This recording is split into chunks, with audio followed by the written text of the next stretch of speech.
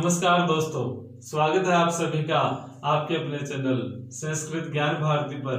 मैं कमल शर्मा, वरिष्ठ अध्यापक, राजकीय माध्यमिक विद्यालय दिनारपुरा फतेहपुर सीकर से आप सभी का हार्दिक अभिनंदन करता हूं। दोस्तों, हमने अपनी पिछली कक्षाओं में संस्कृत का जो पहला टॉपिक होता है वर्ण विचार, उस वर्ण विचार पे हमने सारे जो प्रश्न बनते हैं उसके आधार पे हमने अध्ययन किया। अब आगे जो टॉपिक अपने रीड के आधार पर जो आता है वो टॉपिक आता है संधि। संधि ज्यादातर प्रश्न संधि से बनते हैं। तो पहला प्रश्न संधि नाम से ही बनता है कि भी संधि जो है ये शब्द कैसे बना, संधि शब्द का निर्माण कैसे हुआ, संधि शब्द की व्युत्पत्ति कैसे हुई। तो हम पढ़ते हैं संधि शब्द की व्युत्पत्ति। व्युत्पत्ति का मतलब होता है, इसका भी हम संधि विच्छेद करें तो व्युत्पत्ति शब्द की संधि विच्छेद होता है वी प्लस उत्पत्ति। वी प्लस उत्पत्ति अर्थात विशेष प्रकार से जिसकी उत्पत्ति की जाती है, विशेष प्रकार से जिसको उत्पन्न किया जाता है उसे बोलते हैं व्युत्पत्ति। तो व्युत्पत्ति संधि शब्द की कैसे हुई? व्युत्पत्ति का मतलब संधि शब्द में कौन सा तो उपसर्ग है, कौन सा धातु है और कौन सा प्रत्यय है, उसी हम क्या कहते हैं संधि शब्द की व्युत्पत्ति। तो हम बात करें कि संधि शब्द में कौन सा उपसर्ग है, तो सम उपसर्ग संधि शब्द में होता है।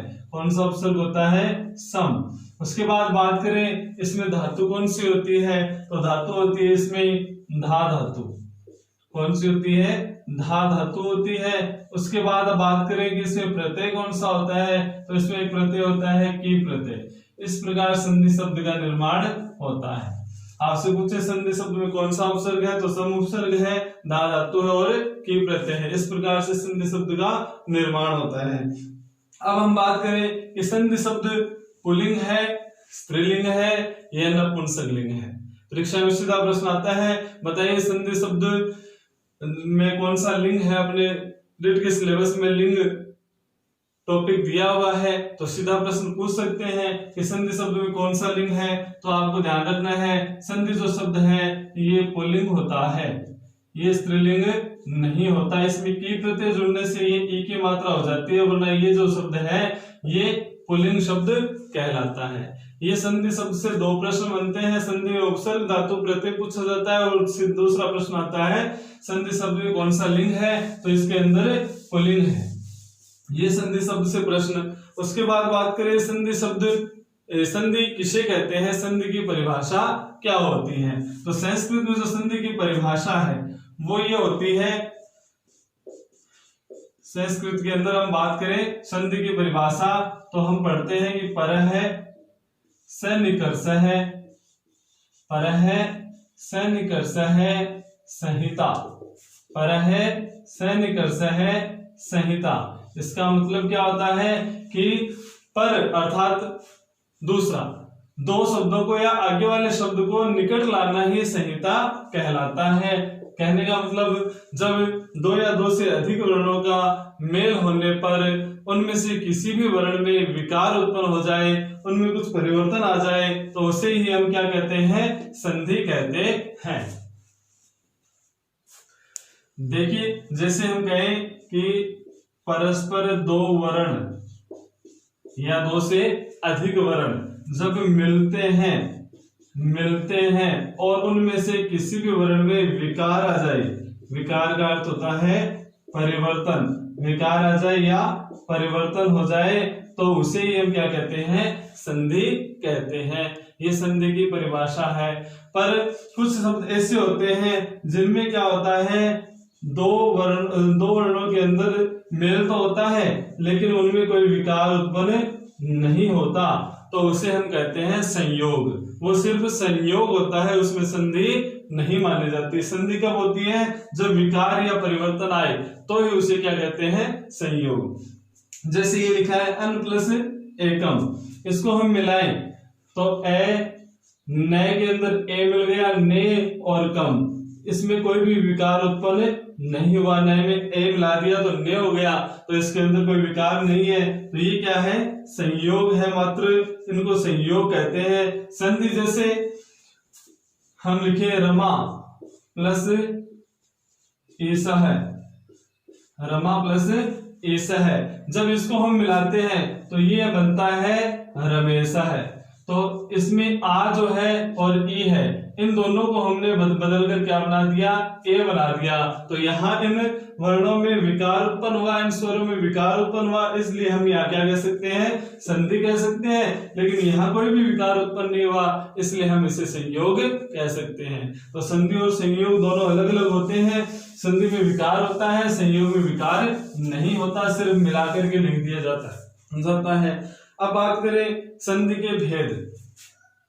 संधि के भेद कितने होते हैं, तो सामान्यतः हम संधि के 3 भेद ही पढ़ते हैं, लेकिन प्रमुखतः संधि के 5 भेद माने जाते हैं। संस्कृत व्याकरण में संधि के भेद होते हैं 5, लेकिन वर्तमान में हम 3 भेद पढ़ रहे हैं। वो कैसे बने, कैसे हुए, उसके बारे में पढ़ते हैं। तो 5 भेद कौन कौन से होते हैं। पहला होता है स्वर।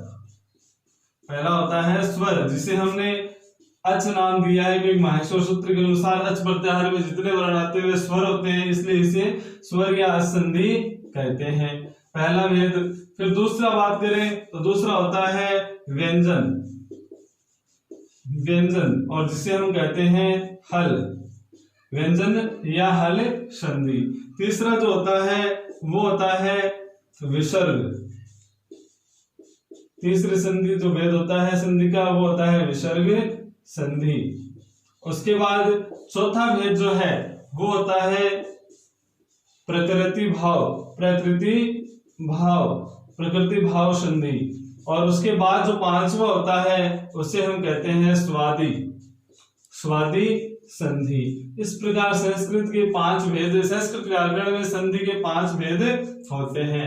स्वर संधि, व्यंजन, विसर्ग, प्रकृति भाव और स्वादि, ये 5 भेद माने गए हैं। परंतु वर्तमान में जो है वो हम 3 भेद ये पढ़ते हैं।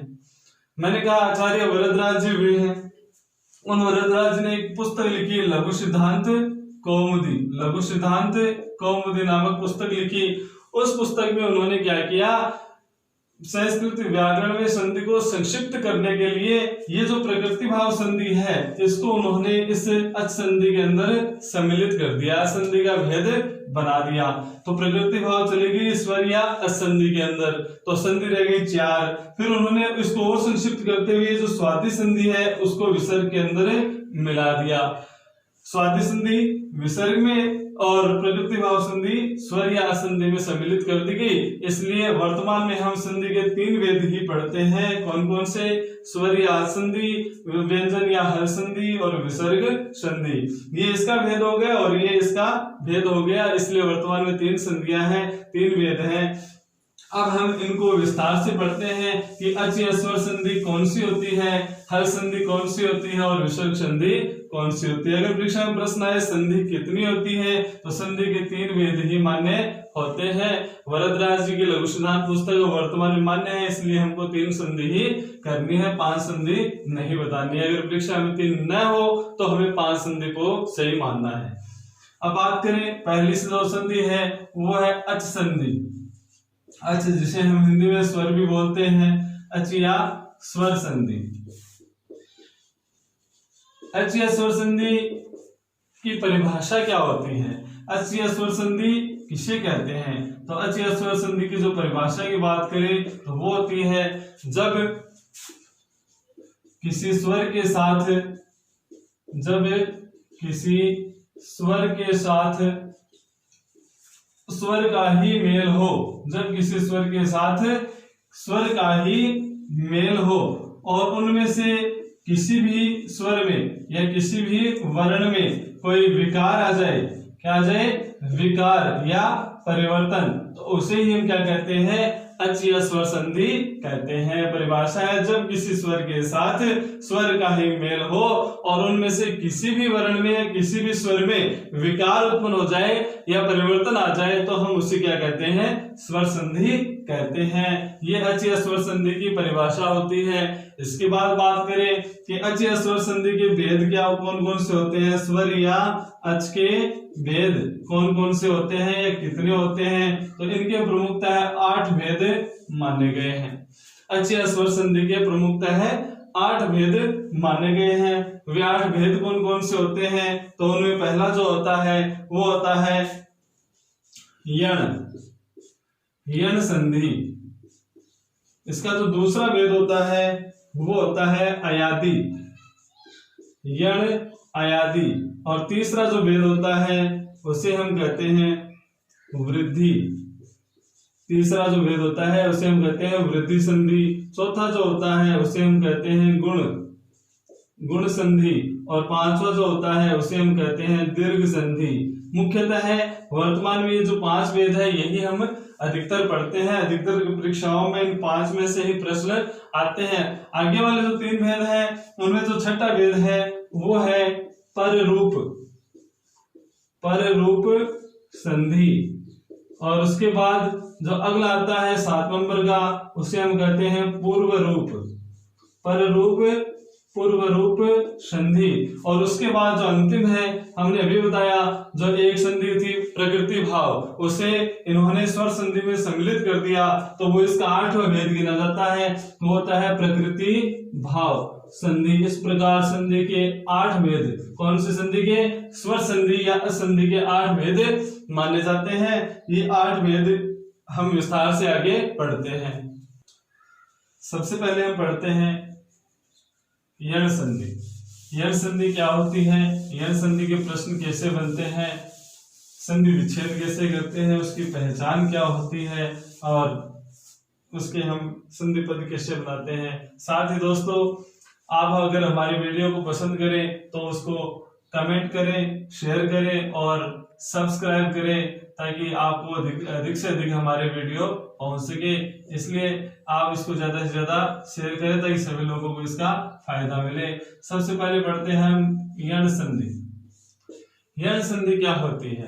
तो सबसे पहले परीक्षा में जो प्रश्न आते हैं वो संधि पद दिए हुए होते हैं या संधि विच्छेद दिए हुए होते हैं। विच्छेद होते हैं तो उसका पद बनाना है, पद तो विच्छेद करना है। तो इसलिए हमें सबसे पहले इसकी पहचान करनी जरूरी है कि यण संधि की पहचान क्या होती है, यण संधि कौन सी होती है। तो पहचान में आपको क्या करना है, आपको ई बड़ी ई, ऊ बड़ा ऊ, री बड़ी री या री, ये सारे के सारे अवर्ण ई, ऊ, री और री, ये सारे अवर्ण प्लस से पहले मिलेंगे और प्लस के बाद में, प्लस को हम संस्कृत में अपने भाषा में बोले तो बोलते हैं धन। ई, ऊ, री, धन। असमान वर्ण, असमान वर्ण भी कह सकते हैं या असमान स्वर कह सकते हैं, क्योंकि इसके अंदर स्वर के बाद स्वर का ही मेल होता है। इसलिए हम कह सकते हैं कि ई, ऊ, री के बाद अगर असमान स्वर आ जाए तो वहां यण संधि मानी जाती है। ये होती है इसकी पहचान। अगर आपको संधि विच्छेद दिया हुआ है तो आपको क्या करना है, ई, ऊ, री में से किसी स्वर को देखना अगर है और उसके तुरंत बाद कोई असमान स्वर आ जाए। असमान का मतलब क्या होता है, ए के बाद ई नहीं होना चाहिए, ई के अलावा कोई भी स्वर हो सकता है। ऊ के बाद ऊ नहीं होना चाहिए, इसके अलावा कोई भी स्वर हो सकता है। री के बाद री नहीं और री के बाद री नहीं, असमान स्वर होना चाहिए तो वहां पर यण संधि मानी जाती है। अब इसका जो सूत्र होता है उस सूत्र के द्वारा इसको समझते हैं। तो सूत्र था एको यणचि। इसका जो सूत्र है वो होता है एको यणचि। इस सूत्र को हम व्याख्या करके पढ़ते हैं। इस सूत्र ने क्या कहा, इस सूत्र के द्वारा हम संधि को कैसे पहचान सकते हैं। तो इसमें 3 शब्द हैं, एक तो है इक, एक है यण और एक है अच। कौन कौन से हैं? एक तो है इक, एक है यण और एक होता है अच। इस प्रकार इसमें 3 शब्द हैं जिसको हम कह सकते हैं 3 प्रत्याहार, जो हमने प्रत्याहार पढ़े। पहला प्रत्याहार है इक, दूसरा है यण और तीसरा है अच। अब हम बात करें कि इक प्रत्याहार में कौन कौन से वर्ण आते हैं। तो इक प्रत्याहार में आप महसूस सूत्र एक बार देखोगे, याद किया है तो देखना कि उसके अंदर प्रत्याहार में कौन कौन से वर्ण आते हैं। ई छोटा बड़ा दोनों, ऊ छोटा बड़ा दोनों, री छोटे बड़े दोनों सम्मिलित किए गए हैं माहेश्वर सूत्र के अनुसार। छोटा भी होता है और बड़ा भी होता है। और री, ये सारे के सारे वर्ण आते हैं एक प्रत्याहार में। महेश्वर सूत्र बोले ऐ उण ऋ ऋग ए ओंग ऐ औच, इस हिसाब से ऐ ई उ री और री, ये ए तो हट जाएगा क्योंकि ई से शुरू होता है, तो ई उ री और री ये आते हैं इक में। फिर बात करें यण की, यण प्रत्याहार में 4 वर्ण आते हैं। कौन कौन से?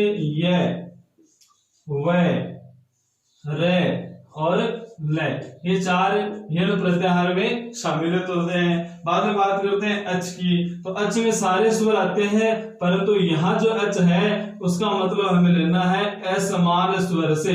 यहाँ जो अच है इसका अर्थ ग्रहण करना है असमान स्वर। अच में सारे आते हैं, लेकिन यहाँ वाली जो पहचान है वो होती है कि एक प्रत्याहार के बाद में असमान स्वर आए तो वहां यह संधि होती है, तो ये जो अच है ये असमान स्वर के लिए ग्रहण किया जाता है। ये इक, यण और अच तीनों की व्याख्या हो गई। अब बात करें कि ये जो 3 है ये किस प्रकार काम में आते हैं, तो हमने ऊपर भी बताया कि ये जो इक है इसके तुरंत बाद अच आ जाए, यानी कि असमान स्वर आ जाए, तो क्या करना है? अगर आपके पास ई लिखा हुआ है तो उसको य में बदल दो, आपके पास उ लिखा हुआ है तो उसको व में बदल दो, री है तो उसको र में बदल दो, और री है तो ल में बदल दो। ये यण संधि होती है जिसमें हमें इस प्रकार परिवर्तन करना होता है। अब हम कुछ उदाहरणों के द्वारा इसको समझते हैं। तो ये आपको सुरक्षित रखना है, तो एक स्क्रीनशॉट लेके सुरक्षित रख सकते हो किस प्रकार आपको परिवर्तन करना है। अब हम कुछ उदाहरण जानते हैं कि उदाहरणों के द्वारा इसको स्पष्ट करके देखते हैं कि किस प्रकार इसके उदाहरण बनते हैं। तो अब हम पहला पढ़ते हैं उदाहरण। तो उदाहरण के अंदर देखते हैं आगे,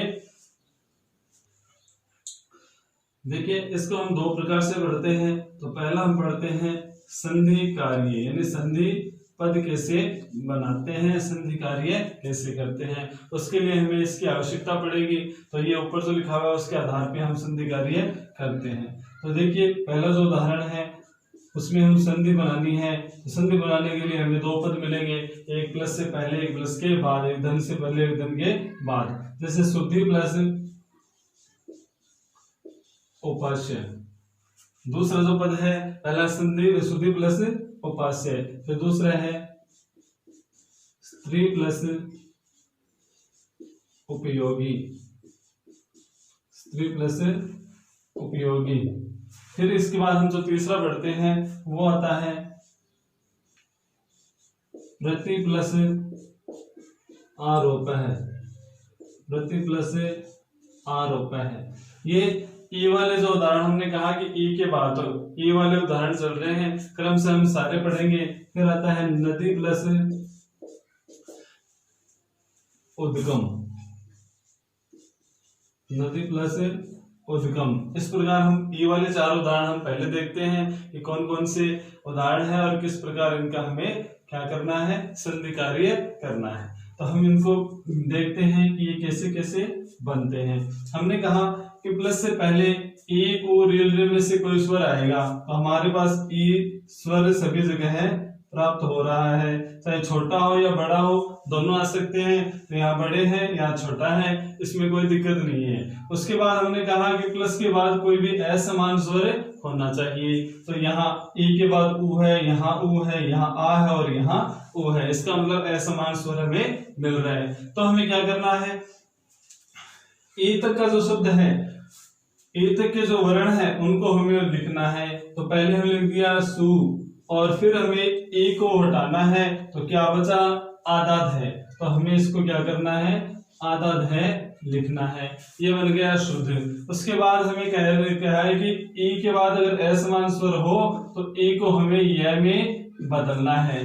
तो ए को हम य में बदले तो ए को य में परिवर्तित कर दिया। उसके बाद में जो शेष बचा हुआ शब्द है उसको जैसा है वैसा का वैसा ही लिखना है। तो जैसे उपास्य है तो उपास्य का उपास्य लिख दिया। अब इन तीनों को मिला दो, मिलाते ही अपना संधि पद बन जाएगा। जैसे सु ध में ये मिला, ये भी आधा है लेकिन ये क्या है कि उ स्वर है, तो ये में हमें उ की मात्रा लगानी है। और आगे क्या बचा, पाश्य, तो उस पाश्य को उ में बदल दिया। अब इन तीनों को मिला दो, मिलाते ही अपना संधि पद बन जाएगा। जैसे सु ध में ये मिला, ये भी आधा है लेकिन ये क्या है कि उ स्वर है, तो ये में हमें उ की मात्रा लगानी है। और आगे क्या बचा, पाश्य, तो उस पाश्य को यहाँ उतार दिया तो बन गया क्या, शुद्ध्युपास्य है, ये शब्द बन गया। उसके बाद बात करते हैं स्त्री प्लस उपयोगी की। तो स्त्री प्लस उपयोगी के अंदर हम देखें कि से त्रय, ये जो ई है ये हट गई तो त्रय क्या हो गया, आधा हो गया, तो ये हो गया स्त्रय। अब ई के स्थान पे हमें क्या करना है, यह बनाना है, यह हो गया। यह के बाद जो आगे उपयोगी शब्द लिखा है वो उपयोगी जैसा है वैसा का वैसा ही लिख देते हैं, स्त्रय यह उपयोगी। अब इसको हम जोड़ते हैं, तीनों को मिला दो तो स्त्रय का तो स्त्रय आ जाएगा। अब ये आगे आएगा तो त्रय को हम आधा ही लिख देते हैं, ये के अंदर उ मिल गया तो यू और आगे प्रयोगी, तो बन गया क्या, स्त्री उपयोगी। तो ये शब्द सिद्ध हो जाता है, इस प्रकार इसकी संधि हो जाती है। फिर हम कहें प्रति प्लस आरोप, प्रति में ई से पहले तक लिख दो प्रय और तय। अब ई के स्थान पे फिर ये कर दो, ये और आगे क्या है, आरोप, तो ये शब्द जैसा है वैसा का वैसा ही आ जाएगा। अब इसको हम जोड़ दें तो क्या बनेगा, प्रय आधा तय, ये में आ की मात्रा और रोप, तो शब्द बन गया प्रत्यारोप है। इसी प्रकार ये जो शब्द है नदी प्लस उद्गम, वही न आधा दय, फिर ई के स्थान पे ये और फिर उद्गम, ये शब्द बनेगा।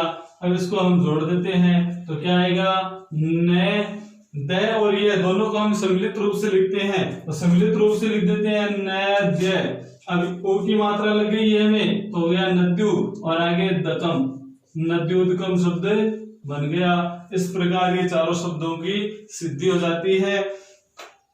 परीक्षा में जो प्रश्न आता है वो सीधा ही आता है कि शुद्धि प्लस उपास्य का शुद्ध रूप क्या होगा, तो हम कह देंगे शुद्धि उपास्य। ये जो वर्गीकरण किया है ये आपको आसानी से समझ में आएगी कैसे कैसे बदला, इसलिए मैंने इसको विस्तार से आपको बताया है। अब आगे जो है वो पढ़ते हैं ऊ के उदाहरण। ऊ के उदाहरण कौन कौन से होते हैं वो हम आगे पढ़ते हैं।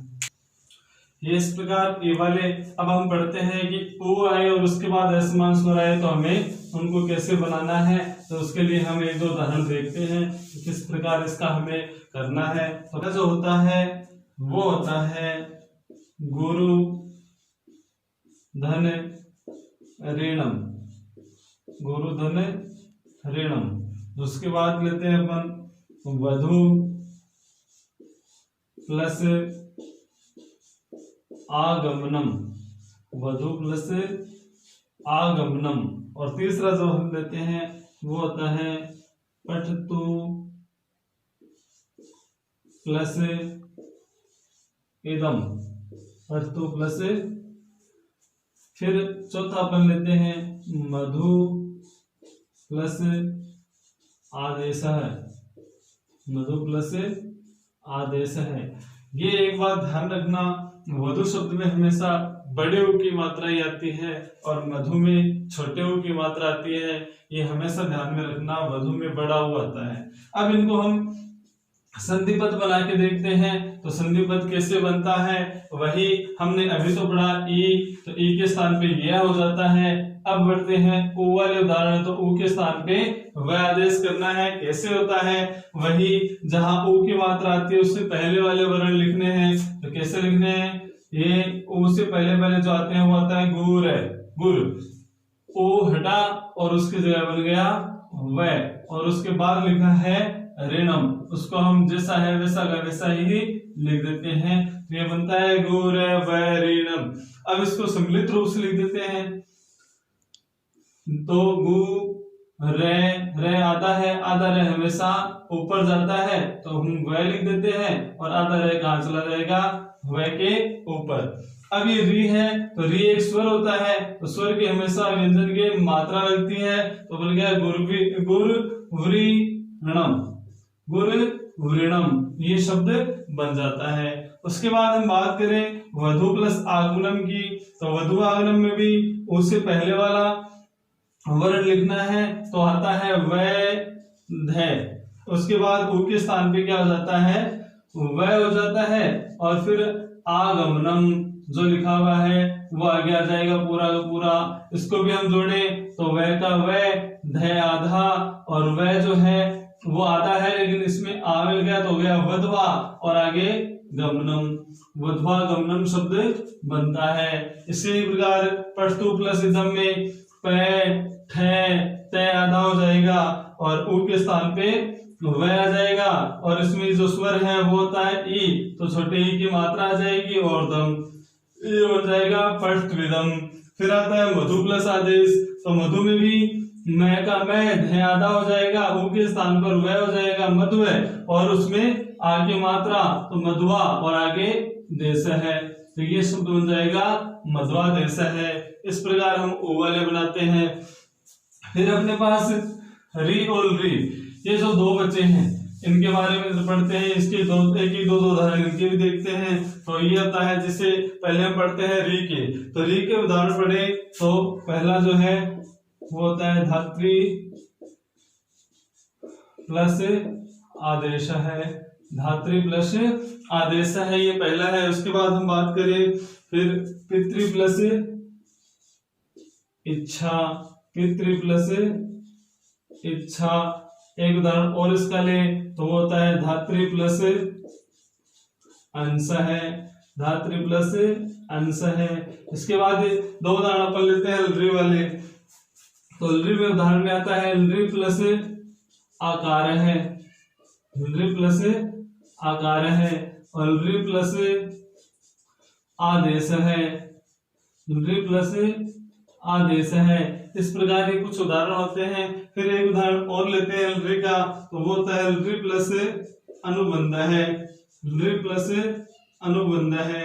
ये कुछ उदाहरण हैं, इनको हमें संधि पद बनाकर देखना है। तो पहला जो है धात्री प्लस आदेश है, तो अपने को क्या करना है, री के स्थान पर रे करना है, री के स्थान पर रे आदेश करना है। तो क्या करना है, री से पहले वाला लिखना है, तो धा तय यहां तक लिख दिया। उसके बाद री है, तो री को हटाकर हमें क्या करना है, रे, और उसके बाद जो लिखा हुआ है आदेश, तो वो आदेश है का आदेश है लिख देते हैं। फिर इसको जोड़ देते हैं, तो धा तय और रे को सम्मिलित रूप में लिखते हैं त्रय। अब इसमें ये आ की मात्रा आ जाएगी त्रा, और आगे हो जाएगा देश है, तो बन जाएगा धात्रा देश है। इसी प्रकार पितृ प्लस इच्छा, इसका बनेगा पी, त्रि में से री निकला तो बचा तय, और तय और रे दोनों मिला दिए तो हो गया पितृ, और एक की मात्रा है तो क्या हो गया पितृ, और आगे छा, पितृच्छा बन जाएगा। इसी प्रकार धातृ प्लस अंश है,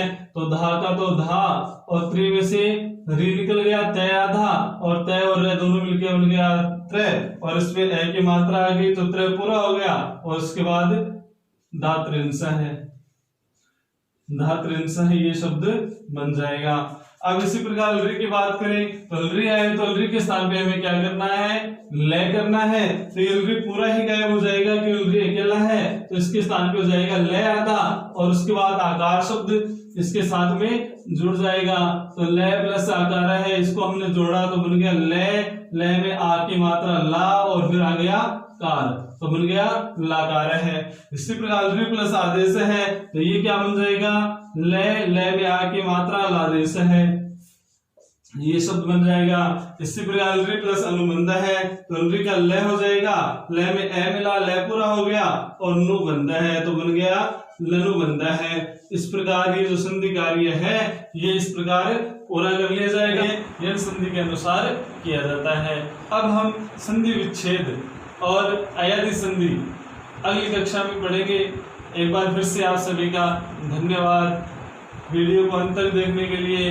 वीडियो अगर आपको हमारा जो वीडियो है अच्छा लगे तो लाइक करें, शेयर करें, ज्यादा से ज्यादा शेयर करें, ताकि दोस्तों सभी लोगों को इसका फायदा मिल सके, सभी लोगों को इसका लाभ मिल सके।